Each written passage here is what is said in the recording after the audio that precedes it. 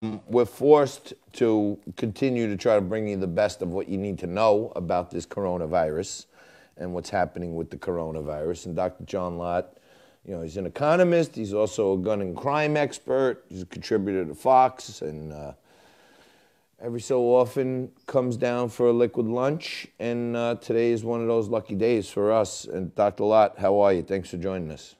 Doing great. Thanks for having me on. So, Doc, I know there's so many different things that we could talk about, including many states trying to use this opportunity to basically limit gun rights. But, I know you wanted to talk about the graph of interest on Corona and what's happening there. Sure. Well, I guess one of the big issues is how the United States is comparing relative to other countries in terms of dealing with the coronavirus. And, the media pretty much likes to use graphs where they show the number of deaths that you have in different countries. The problem with that is that that's not the way we make comparisons for anything else. It'd be kind of like trying to compare the number of murders in California with Rhode Island, in order to try to figure out how dangerous it is.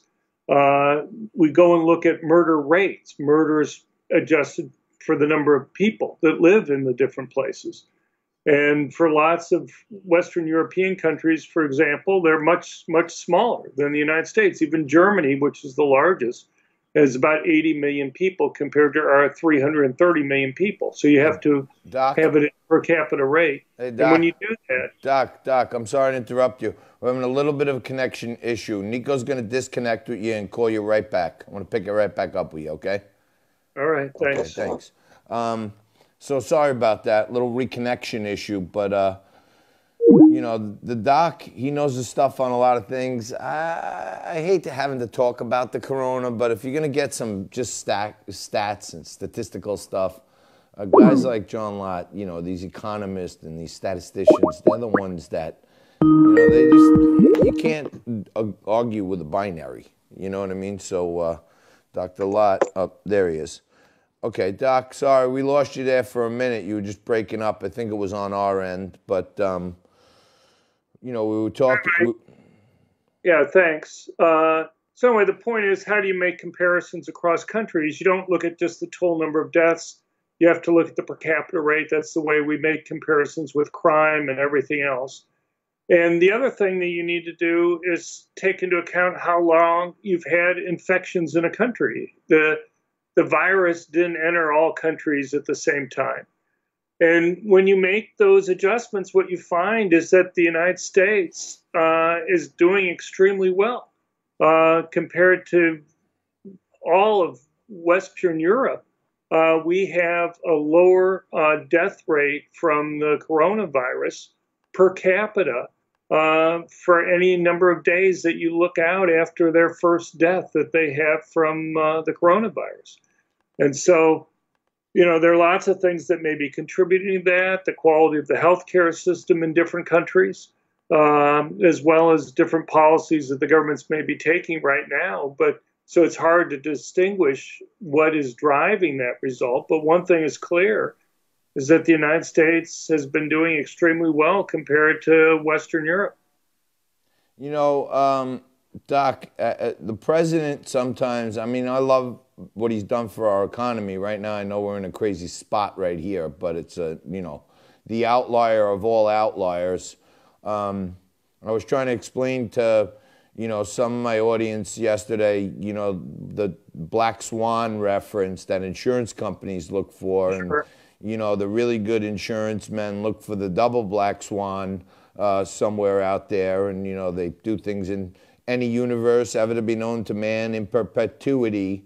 But what happened here is like, I called it the gray spotted swan because it's never been seen before. Right. And it's like, even the numbers we're looking at, and the president, just knowing that macro, that, you can't really be held to blame except for inaction. you know, keeps starting out all his speeches by saying we've done the most tests in the world, but he's having a little fun with numbers there because it's not per capita, right? It's by people. Of course, we did more than most of the other 185 countries in there, but we still haven't done a great amount compared to, you know, our population. How important is that to really get our economy at least moving again? Testing. Right. Well, you know, I'm sure testing is fine. First of all, I think the claim that the president was making is that we've done more testing than all the other countries combined.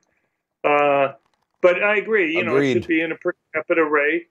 And there are some countries that have, particularly small countries, which have done a lot of testing.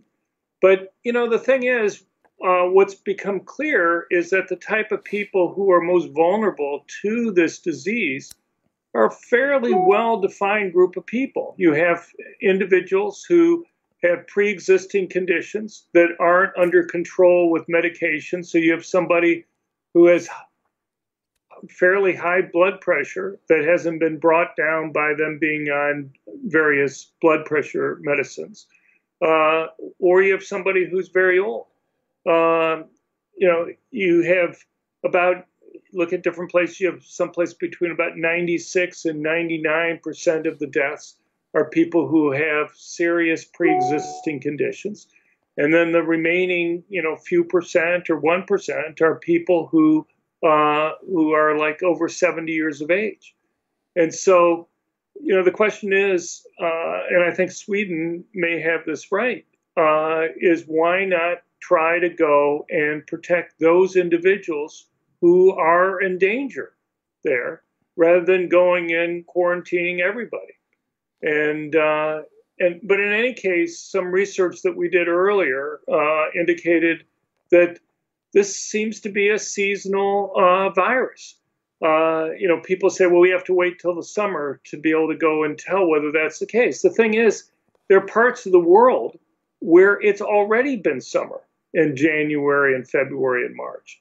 And what you find is that countries in the southern hemisphere, after you try to account for other factors, haven't had much of a death rate from the coronavirus. That it's basically countries in the northern hemisphere where we've had winter, where you've had cold, dry environments, that you've seen the deaths. So I think I'm relatively confident that we're going to be moving into a period of time now over the summer where we're going to have a breather from this. And hopefully that will give us time to adjust even further and kind of reevaluate the data more carefully that I think is already out there. So the president wasn't completely crazy yesterday when he was asking his team if they could possibly test and see if exposure to extreme light might help, you know, slow the virus's life. He wasn't crazy on that. I don't think he's off at all. In fact, they had an expert at the press briefing yesterday who said that exposure to ultraviolet light kills the virus within about 2.5 minutes on average, which is basically saying having it outside in the sunlight will kill it. But it's more than just the sunlight. It's the temperature and humidity are not good for this virus. So they would kill it. And that's really not much different than the common flu. And it's not much different than most of the coronaviruses. Most of the coronaviruses are seasonal viruses. They don't do well in warm, humid conditions. Yeah, well, hopefully we can get up here in the Northeast into some warmer times and see if that helps us. But, you know, I think, like you were saying, if you pull out the, you know, I tend to, being a Wall Street guy, I tend to always look at the numbers. And if you pull out, like, the outliers on this thing, like New York, for example, and then you look at, you know, the statistical numbers with people over 70 and people with pre-existing conditions, the amount of people affected, as much as the left-wing media doesn't want to say it, is very similar to, you know, a mortality rate from the common flu. Oh, well, if you pull those out, it's less. I mean, because the common flu actually does hit young people. And this one, the mortality rate for people under 30 is close to zero, unless you have had cancer or have had diabetes or severe hypertension or very extremely obese. Usually, most of these people even have two of these things that are going on. Again, issues that haven't been able to be successfully treated with medication. The mortality rate for people under 30 is as close to zero as you can get, which is much better than the flu. Yeah, yeah. I mean, look, I'm trying to leave. There's all kinds of other competing things. There were a significant increase in influenza-like illnesses going back to December. Some of those people may have died, but they weren't characterized as COVID-19s. Now you have people across the country that are dying from other causes, and if the autopsy or so forth or their blood work comes back that they were COVID, they're still coding them COVID. So, somewhere in there, I feel like, outside of the crazy outlaw, the outlying people who are, the mean people that are majority people that are affected, it's pretty much, another flu, and it gets warmer. Then leaving it on surfaces and the droplets staying in the air, all that goes down significantly. So maybe we'll get a little help from Mother Nature in New York. Yeah, no, I think so. Well, you mentioned minorities. The big issue with minorities is that they tend to be more likely to have pre-existing conditions. They have higher rates of hypertension. They have higher rates of diabetes. They have higher rates of obesity.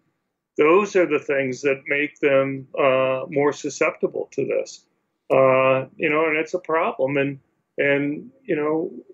people have to be sensitive to that. Yeah, I mean, there's a bigger discussion there, which I've had on this show before. It's really an institutional problem there. It's not because minorities have, a higher propensity for pre-existing conditions, because most of the progressives that control their areas go for their votes every 4 years, but they don't deliver the healthcare services they need to the inner cities. And in many cases, that's where the, worst healthcare, worst hospitals and worst, services are in the minority communities. So, it's probably... Education, too.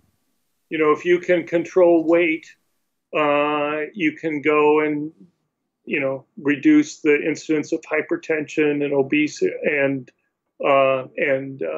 diabetes. Which are, a couple of the major risk factors here for this disease.